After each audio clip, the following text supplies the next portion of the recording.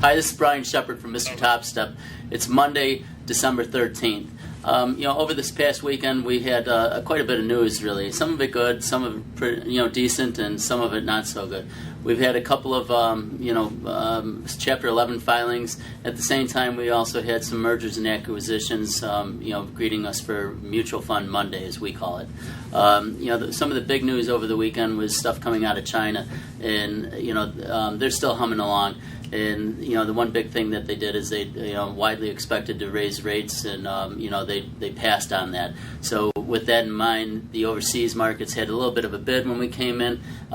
We opened up in the S&Ps 4 handles higher. We're using the March S&P now. 1240 even area was the opening range. We've only had like a 5-handle range, so there wasn't, with all the good news, there wasn't really a whole lot of momentum left over.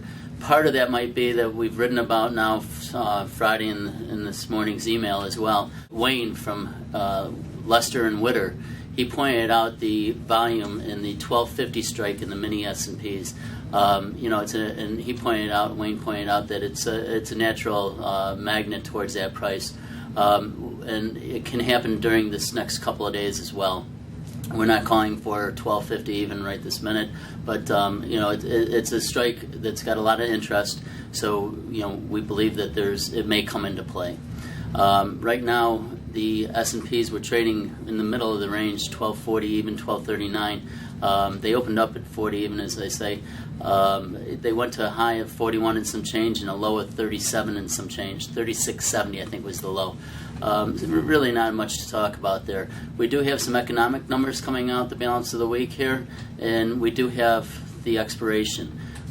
We did post about the expiration that today's been up 15 of the last 26 occasions, and we'll post more of those as we go. Right now, we don't really see anything that's going to knock this off track. There's the POMO today to give the S&P equities a little bit of a bump.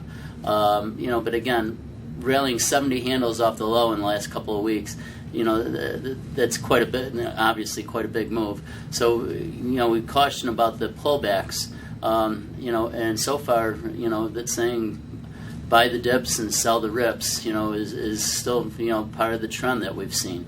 No numbers really stick out here, I would have to go in the 1235 area in the March S&P. People are talking about that of some interest, and also on the upside, we already talked about the 1250. These are heights we haven't seen in quite a while. The NASDAQ is testing the pre-bubble, the NASDAQ bubble back in 2000 level. So, again, interesting stuff. Remember, when you put on a trade, use stops, and we'll talk to you tomorrow.